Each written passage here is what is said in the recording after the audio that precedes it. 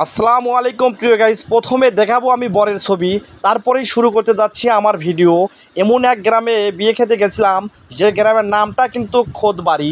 তবে আমি এই গ্রামের নতুন একটা নাম দিয়েছি। এই গ্রামের নামটা দিয়েছি আমি অজপাড়া।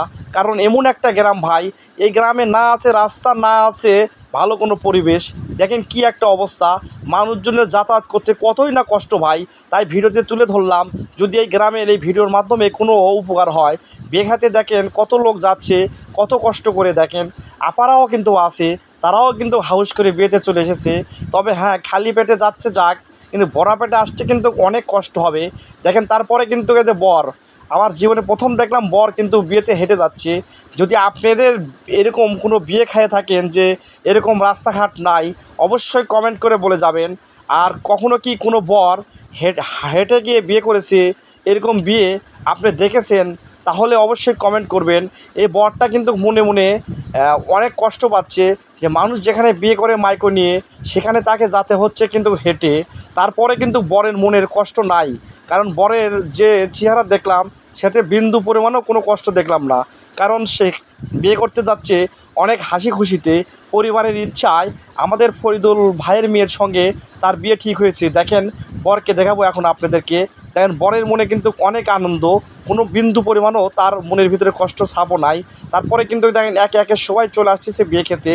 তারপরে দেখেন কত মানুষজন আবার অনেকে আছে, তারা খেয়ে দিয়ে ব্যাগে চলে যাচ্ছে, ঠিক আমার মতো। আমি খাওয়া দাওয়া শেষে ভাবলাম, বিয়েতে যখন এসেছি একটা ভিডিও তো বানাতেই হবে, তাও আমার ছোটো বড় ভাই ফয়জুলের মেয়ের বলে কথা।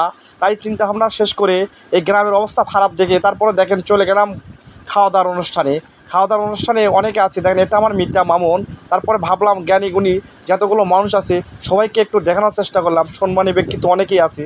তারপরে একে একে ভাবলাম সবাইকে একটু দেখাই, কারণ বিয়েবাড়ি এসেছি, যদি ভিডিও না করি আমি আনন্দ একা করলাম। এই আনন্দটাকে একটু আপনাদেরকে দেওয়ার জন্য এই ভিডিওটি বানানো। দেখেন অনেক সম্মানী ব্যক্তি, দামরার অনেক লোক আছে সেখানে। এখানে কিন্তু অনেক অনেক লোকের অনুষ্ঠান করা হয়েছে। তবে একটা দুঃখের বিষয়, এমন একটা দিন অনুষ্ঠান করা হয়েছে, এদিন আল্লাহর ইচ্ছা, আল্লাহর পরে মানুষের কোনো হাত নাই। তাই আকাশের অবস্থা খুবই খারাপ, প্রচুর পরিমাণ বৃষ্টি হয়েছিল। যদি দিনকাল ভালো থাকতো তাহলে এতটুকু কষ্ট করতে হতো না এই বিয়েতে। তারপরে দিন শেষে আমি একটা কথাই বলতে চাই, যেটা করে আল্লাহ মানুষের ভালোর জন্যই করে। সবাইকে এই জন্য আল্লাহর প্রতি শুকরিয়া আদায় করতে হবে। তারপরও বিয়েতে যে অনেক সুন্দর, কিন্তু অনেক সুন্দর পরিবেশে সঙ্গে ফয়জুল ভাই আমাদের খাওয়া দাওয়া করেছে, আলহামদুলিল্লাহ, এতে আমরা অনেক খুশি। খাওয়া দাওয়া শেষে আমরা চলে আসলাম বাড়ি বিলে, সেখানে কলামোলার কিছু লোক দেখতে পারলাম, তাদেরকে দিয়েই আমি ভিডিওটা শেষ করলাম।